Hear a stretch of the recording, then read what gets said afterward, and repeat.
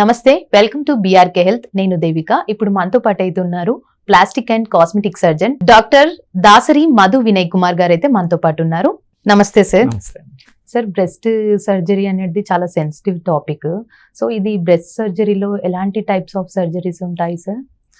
Breast అనేది అంటే చూడండి, రెండు విధాలుగా ఉంటుంది. ఒకటి ఏంటంటే సైజ్ పెంచడం, సైజ్ తగ్గించడం, ఇది ఉంటుంది అనమాట. బ్రెస్ట్ సైజ్ అనేది కొంతమందికి వాళ్ళ అనుకున్నంత సైజ్ లేకపోవడం వల్ల ఉంటుంది.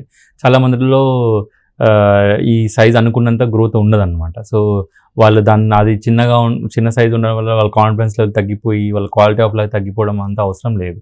సో సింపుల్ సర్జరీస్ అనేవి ఉన్నాయన్నమాట. సో స్టార్టింగ్ ఫ్యాట్ గ్రాఫ్టింగ్ ఉంటుంది. వాళ్ళ ఓన్ ఫ్యాట్ తీసుకొని బ్రెస్ట్లోకి వాళ్ళ ఓన్ ఫ్యాట్ని ఇంజెక్ట్ చేస్తాము. సో దానివల్ల కొద్ది సైజ్ ఇంప్రూవ్ అవుతుంది అనమాట.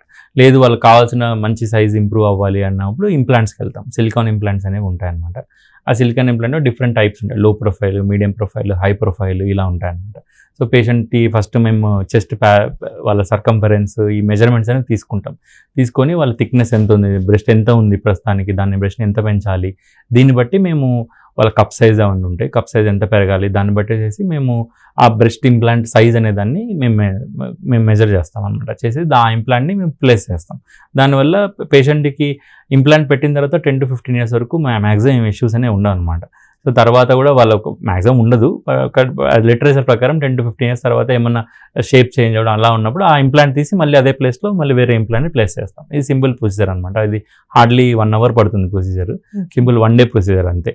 సో పేషెంట్కి మేము అన్ని ప్రికాషన్స్ తీసుకుంటాం, యాంటీబయాటిక్స్ కానీ ఇవన్నీ ఇస్తాం కాబట్టి పేషెంట్స్కి పెద్ద ఇష్యూస్ ఏమి ఉండవు దీని మీద. ఇంకొక సెట్ ఆఫ్ పేషెంట్స్ ఏంటి అంటే బ్రెస్ట్ సైజ్ రిడక్షన్ కోసం వస్తారు. ఎలా అంటే ఇప్పుడు చాలామందికి హార్మోనల్ ఎఫెక్ట్ అంటే మదర్స్ బ్రెస్ట్ ఫీడింగ్ అయిపోతుంది, చాలా బ్రెస్ట్ అనేది చాలా ఎనార్మస్గా పెరిగిపోతుంది అనమాట. సో అలా పెరగడం వల్ల వాళ్ళు చాలా ఇబ్బంది పడుతూ ఉంటారు. అది కాస్మెటిక్ కాదు, చూడ్డానికి పెద్దగా ఉంది, అది ఇబ్బంది, అది వేరే మ్యాటర్.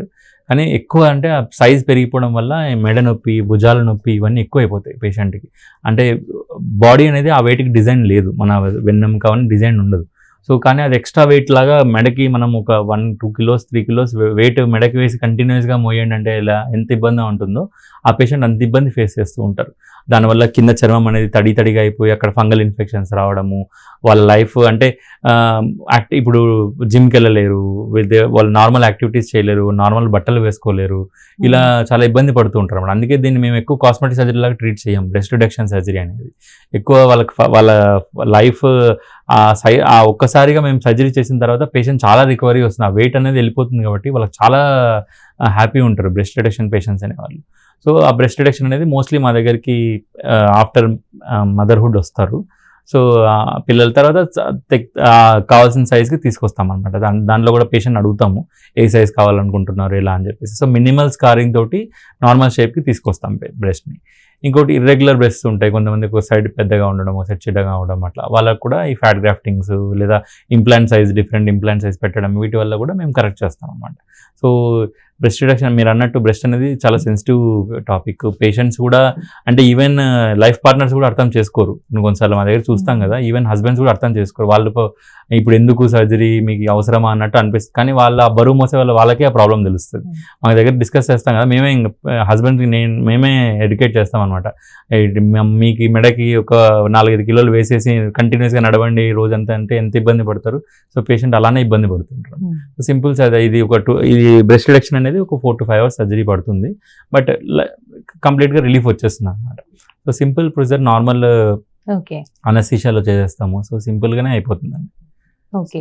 సో ఇది బ్రెస్ట్ సైజ్ ఇంక్రీజ్ చేసుకున్నాక లైక్ ఫీడింగ్ చేస్తారు కదా మదర్స్, ఇట్లా ఉంటారు కదా, సో బేబీస్ కి అట్లాంటి వాళ్ళకి ఏం బ్రెస్ట్ అంటే ఇంప్లాంట్ అనేది మనం ఎప్పుడు బ్రెస్ట్ కింద పెడతాం అనమాట. బ్రెస్ట్ మనం ఏమి డిస్టర్బ్ చేయం. సో బ్రెస్ట్ కింద పెడతాము.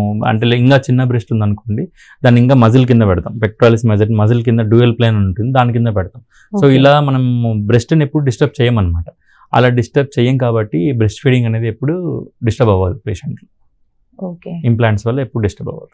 ఇప్పుడు ఇంప్లాంట్స్ పెడతారు కదా సార్, అది లీకేజ్ అట్లాంటిది ఏమి ఉండదు? అలాంటిదండి, అంటే సిలికాన్ ఇంప్లాంట్స్ అండి, అంటే ఇది ఒక జెల్ లాగా ఉంటుంది, ఒక సీల్డ్ గా ఉంటుంది ఇంప్లాంట్ అనేది ఎప్పుడు. అదే అది అంటే లైక్ ఫర్దర్ గా అది లీక్ అవ్వడం అట్లాంటిది లీక్ అంటే అది వెరీ రేర్ కాంప్లికేషన్ అది. ఇది రప్చర్ ఆఫ్ ఇంప్లాంట్ అంటాం అనమాట.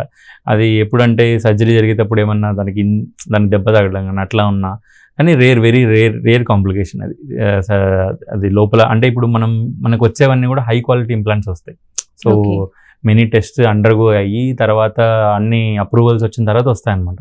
So very low risk of this ఈ రప్చర్ అవ్వడం ఏమైనా వెరీ లో రిస్క్ అనమాట.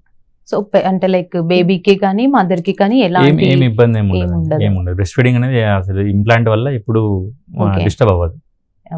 అంటే డిక్రీజ్ చేయడానికి కూడా ఇంప్లాంట్స్ యూజ్ చేస్తారా లేదా ఎట్లా సార్? లేదండి, అంటే పేషెంట్ ఇప్పుడు మాక్సిమం బ్రెస్ట్ సైజ్ పెరిగినప్పుడు బ్రెస్ట్ అనేది డిసెంట్ అయిపోతుంది, చాలా కిందికి జారిపోతుంది అనమాట. సో లిఫ్ట్ పైకి తీసుకొస్తాం దాంతోపాటు సైజ్ తగ్గించండి అంటే దాని సైజ్ తగ్గిస్తాము. సైజ్ తగ్గించకండి అన్నారు అనుకోండి, సో అదే స్కిన్ తీసేసి గ్లాండ్ ఉంటుంది, ఆ గ్లాండ్ ని ఇంప్లాంట్ లాగా యూస్ చేసి పైకి తీసుకెళ్తాం. దాన్ని ఆటో ఆగ్మెంటేషన్ మాస్టోపిక్సీ అంటారు అనమాట. అంటే లైక్ డిక్రీజ్ దానికి కూడా ఇంప్లాంట్ డిక్రీజ్ కి ఇంప్లాంట్ ఏమి యూస్ చేయము. సో ఓన్లీ ఇంక్రీజ్ చేయడానికి యూస్ చేస్తాము.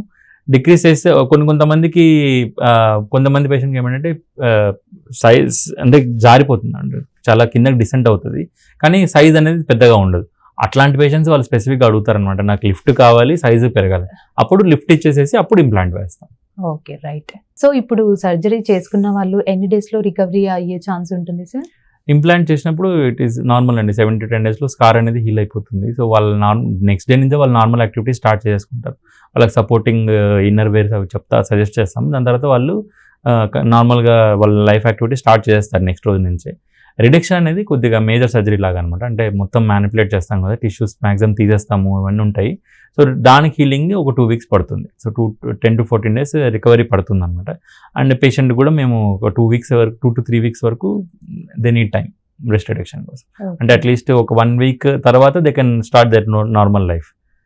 వూండ్ హీలింగ్ మాత్రం 10 to 10 days 14 days పడుతుంది. మెడికేషన్ ఏమైనా ఉంటుందా? యాంటీబయాటిక్ కవర్స్ అవన్నీ పెడతామండి హీలింగ్ కి ఫాస్ట్ ఉండండి, పెయిన్ కిల్లర్స్ ఇస్తాము. సో యాంటీబయాటిక్ కవర్ పెడతాము, 5 to 7 days కోర్స్ ఇస్తాము యాంటీబయాటిక్. మ్యాక్సిమం ఇష్యూస్ ఏమి ఉండవండి. బ్రెస్ట్ రిడక్షన్లో ఓన్లీ మేజర్ కామన్గా చూసే ఇష్యూ ఏంటంటే అంటే మొత్తం తగ్గించి స్కిన్ తీసుకొస్తాం కదా, అక్కడక్కడ కుట్లు ఓపెన్ అయ్యే రిస్క్ ఉంటుంది. అది కూడా పెద్ద ఇష్యూ ఏం కాదు, జస్ట్ మేము అక్కడ ఒక 2 stitch వేసేస్తాము, సెటిల్ అయిపోతుంది అంతే. రైట్ చూసారు కదా అండి, బ్రెస్ట్ కి సంబంధించి ఎలాంటి సర్జరీస్ ఉంటాయని చెప్పేసి అంటే చాలా మంది అడగలేకపోతుంటారు. సో వాళ్ళకైతే ఎలాంటి సర్జరీస్ ఉంటాయి, ఇంక్రీజ్ కి డిక్రీజ్ కి ఎట్లాంటి ట్రీట్మెంట్ ఉంటుంది అని చెప్పేసి చాలా మందికి డౌట్ ఉంటుంది. సో ఇప్పుడు వాళ్ళకైతే సార్ అయితే చాలా చక్కగా ఎక్స్ప్లెయిన్ చేశాడు. చాలా థ్యాంక్ యూ.